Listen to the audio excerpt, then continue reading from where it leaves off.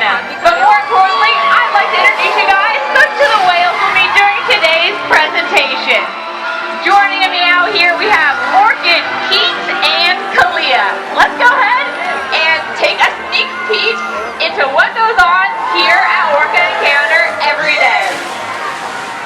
Starting off, we're going to get to meet 3 out of our 8 killer whales. Is making sure that no 2 days are exactly alike. The best way that we can show this type of variability, from left to right, we have Keet, Kalia, and Orkid. Why don't you guys give them a big wave? They can see you, and they're going to give you guys a big wave back.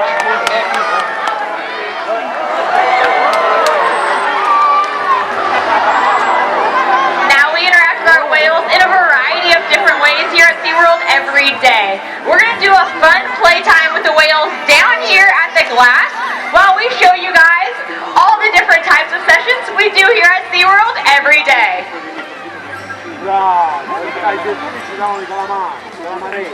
One of the most important parts of our job is making sure that no 2 days are exactly alike for our killer whales. The best way that we can show this type of variability is by utilizing an acronym called HELPERS. Each of the letters inside of HELPERS represents a different type of session that we can do with the whales. For example, H stands for husbandry. Now husbandry is arguably the most important letter in HELPERS because it revolves around the animal's health care and well-being. Through positive reinforcement, we can ask a variety of different behaviors to maintain their health care. For example, we can do a full body examination, get their body temperature, and we can clean their teeth, which we do 2 times every single day. Exercise is just as important for our killer whales as it is for you and I to stay physically fit. All of those incredible high-energy behaviors that you see in our Orca Encounter presentations, for example, are actually all really important to help keep our whales physically fit. All of those bows, spy hopping, tail whipping, and porpoising behaviors that you see all aid in the physical shape of our killer whales. Learning sessions are my personal favorite because this is where we get to actively engage and train all of the amazing behaviors that you see in all of our different types of presentations. These animals are highly intelligent and not only need physical stimulation, but lots of mental stimulation as well. Every interaction with our whales is an opportunity for them to learn something new, and it's up to us to keep their brains active and stimulated throughout the day. Play and enrichment go hand in hand. We can not only be reinforcing for our whales, but also for us as their trainers. This is a great way for us to build that relationship and have lots of fun together. Playtime sessions can involve giant whale-sized toys, novel enrichment, and even live fish that we can put into their habitat for the whales to enjoy. Relay sessions are one-on-one personal time and moments between the whales and their trainers. Relay sessions can look different for each whale and every trainer. Spending quality time with our whales is a great way to build a trusting relationship and provide world-class care to our family of killer whales. Finally, the S stands for scientific research studies. Several of our animals have been active participants in many different research studies that have aided their wild counterparts out in the open ocean. The whales are currently participating in cardiovascular studies, a lung health study, as well as a hearing study that focuses on reducing noise pollution out in the open ocean. Not only are these studies great for conservation, but are great cognitive challenges for the animals. The HELPERS acronym allows us to make sure that every day is fun and different for our amazing family of killer whales. Now that we've learned about all the different types of sessions we do here at SeaWorld every day, we're going to give you guys an inside look into a husbandry or healthcare session. Now the killer whales, they don't speak English, so they can't tell us when something's wrong, so it's always very important we're always observing the animals, knowing what's wrong with them, and taking a bunch of different samples so we can always check to make sure they're nice and healthy. One of those samples is a urine sample. Yes, you heard that right. We're going to ask the whales to pee in a cup. Just like when you guys go to the doctor's office. Orca's going to come on up here. We're going to show her this cup. She's going to know to pee in it, so you guys over here on the left-hand side will have an awesome view. You guys can watch the screen as well. There we go. Very nice, Orca.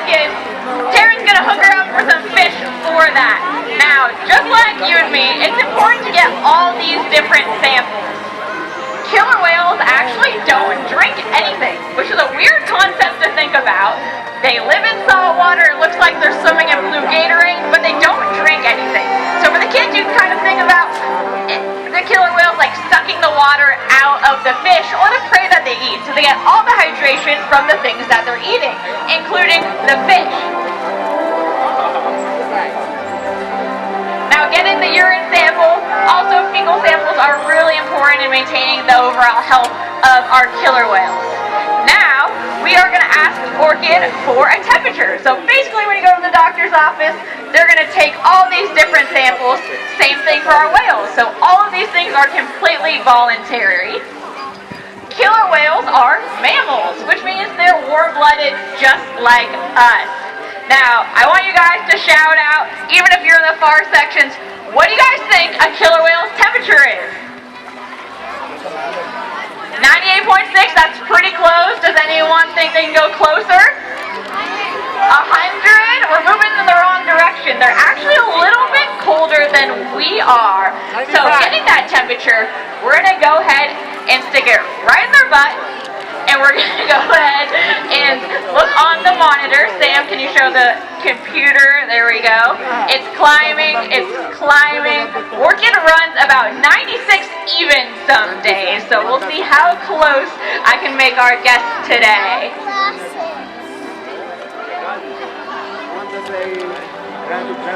Getting closer. Now, the change in temperature of the whales, we take their temperature about once a week, even every single day. Just like you and me, if we get a fever, that usually means we're getting sick. Same thing with the whales. So a temperature can be a great indicator in case the whales have a fever. So our face might turn red, but the whales, their face doesn't turn red, so we need another way to get their temperature, which is why we're doing this. Now, one of our veterinarians here at SeaWorld actually did a study. So we took the whale's temperature just like this, and then we compared it to the temperature of their blowhole. So when they took a deep breath, we used a thermogram, which is basically a handheld thermometer, and we looked down their blowhole and got their internal temperature. This is important for wild killer whales because we can attach a thermogram to a drone and fly it over wild killer whales. So when they come up and take a breath about every 10 minutes, we can look down their blowhole of wild killer whales and know their temperature. So if a wild killer whale is swimming, we fly the drone over, we can take a look and see if that whale has a fever or not, which is really cool. So we're able to find our average temperatures of our whales here, and then our average temperatures of wild killer whales. So it's really cool to be able to use these guys as a scientific control group. Now, husbandry or healthcare behaviors are one of the most important things to maintain their overall health. But how do we train the whales to pee in a cup, you might ask? This is all done through our Learn sessions. So we're going to go ahead and take a look at our video showing us what Learn sessions are all about.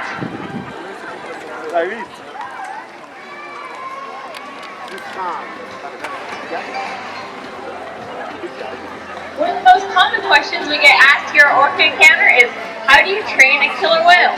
Well, here at SeaWorld, we're using positive reinforcement training techniques to shape and train behaviors.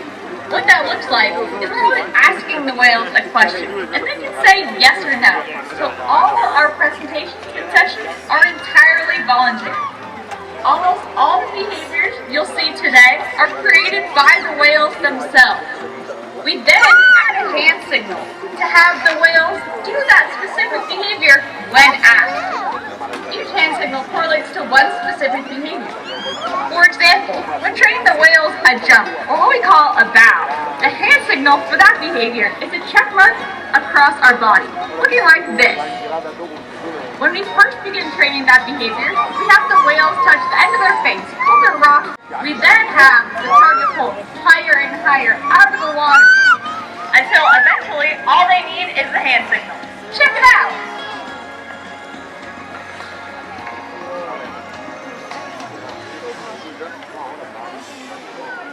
Now we're going to watch a Learn session in person. We're going to watch two different behaviors. So, for these two different behaviors, everyone in our lower section, this is your warning, you guys. might get a little bit wet on these because we're going to have our first whale, Keet. He's going to come out and splash everyone on our right-hand side. During our presentations, you guys might see the whale splash. This is one of our natural behaviors we always see the whales doing, so he's going to go ahead and get that our section wet. During our presentation, this behavior is known as splashes.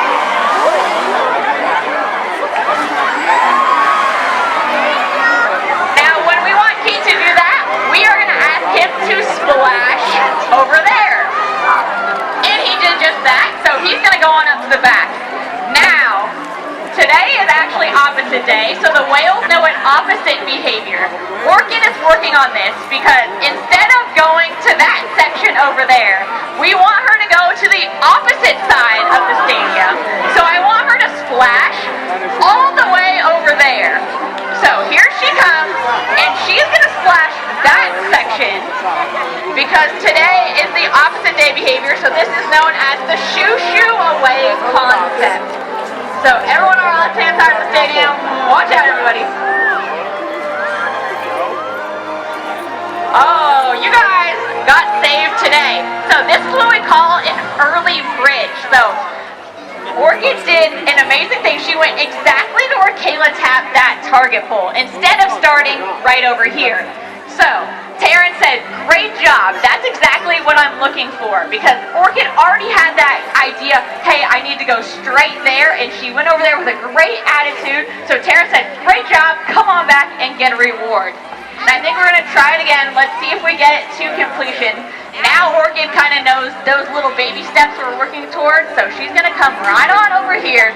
She's looking for Kayla already, and then let's see if she can add that splash in as well. The water is about 12 degrees Celsius today, for anyone wondering. And they aren't wondering anymore, they just found out. Very nice! So my friend Blake on stage is holding that big yellow boat. With Orchid's head underwater and she's about 80 feet away, it'd be really hard for her to hear this whistle, which means good job. So instead, my friend Blake on stage is holding a tone box, and he's pressing that little button on there, which tells Orchid good job. So we have an underwater sound system, so while she's over here 80 feet away, she probably can't hear that. But Blake will hit that button to let her know good job underwater. Go on back. Alright, here she comes again, guys. If you're over here on the left-hand side, she's headed straight for you.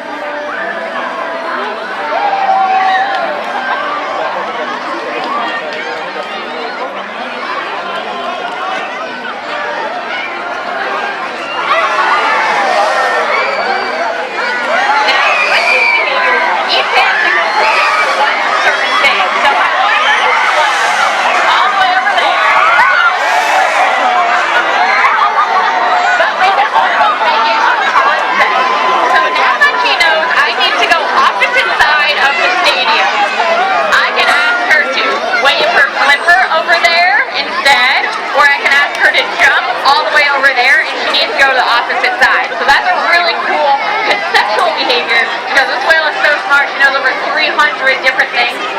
She is really good at putting together concepts and putting multiple behaviors together. So let's go ahead and give a big round of applause for Orchid.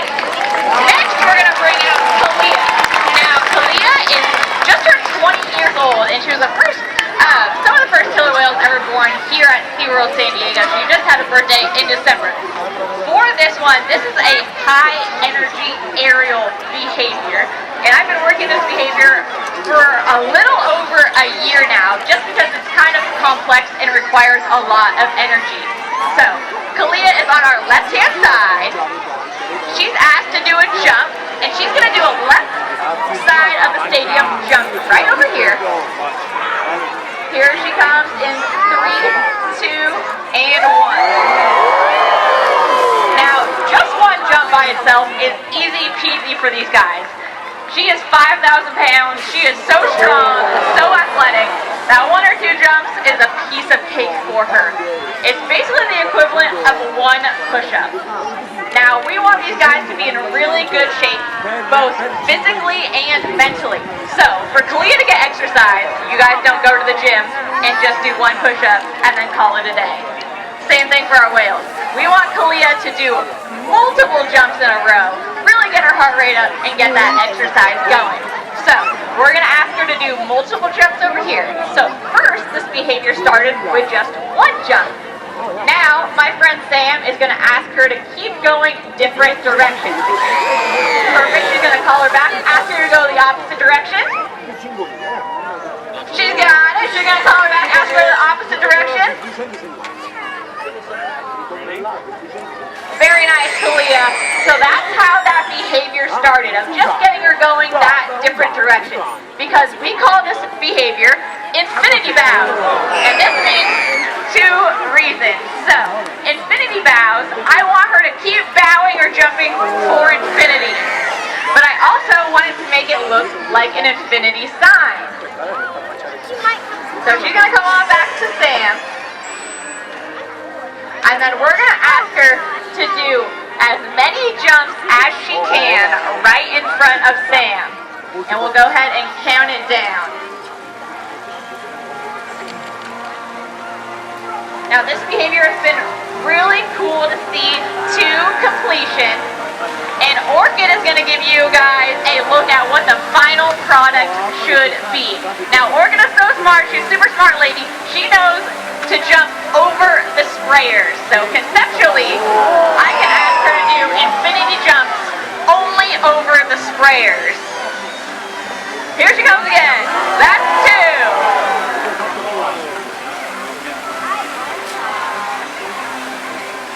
Can we get a third one? She said no thank you. But that's what the final product should look like. So it took almost about a little over a year to get Kalia to the point where she's at, just because it's such a complex, high energy behavior. Now, I want you guys to give a big round of applause for both Kalia and Orchid, but we're not done yet. So we've talked about play, we've talked about healthcare, we've talked about learn. Now we're going to talk about extra exercise. So, we are going to bring all three whales out here. Exercise is a great way to keep our whales physically stimulated. For you guys, it's going to be a really cool session and time to see some extra incredible killer whale behavior. Take it away!